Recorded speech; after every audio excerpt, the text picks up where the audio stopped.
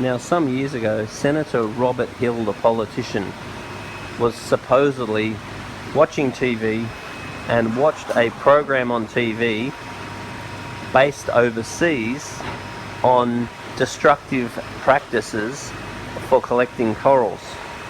He then made a decision to close the fishery of the Great Barrier Reef and to stop coral collection on the Great Barrier Reef.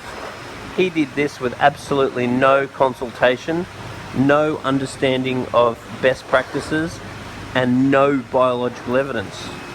Now, this sent our industry into an absolute spin, as you can imagine, because Australia manages our coral reef fishery the best in the world. And I have first-hand experience of this because I've been out diving with collectors and they've taken me to bommies that they've been collecting for over 10 years, and I can find absolutely no evidence that they've collected, because what they'll do is pull one coral over here, then one coral over there, and because it's such a fertile, competitive environment, that surface area is quickly consumed by surrounding corals, so there's absolutely no evidence whatsoever that that coral has been removed.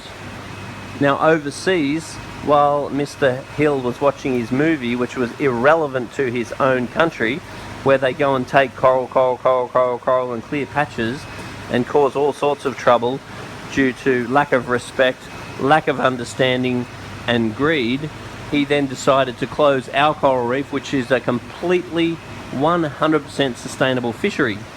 All the green groups were patting him on the back and jumping up and down about how Senator Hill was going to save the Great Barrier Reef. But he had no evidence, he did no consultation, and as it turns out, the aquarium fishery, if anything, increases the education and has many benefits to the coral reef, as opposed to having any negative effects on the fishery at all whatsoever. Now, the MACA 2016 conference, I was very privileged to spend some time talking with one of Senator Hill's staff. Now, this is a very well-educated, very intelligent man who was given the job of collecting evidence to allow Senator Hill to close the Great Barrier Reef for coral collection. And obviously, he's going to look like he's got egg on his face if he could not produce evidence, because he'd already been to the media, he'd already told everyone that he's going to close it. Now, this particular man has gone and done all the research, he has collected all the evidence, and he very bravely went back to Senator Hill and said, I find absolutely no evidence whatsoever to close the Great Barrier Reef.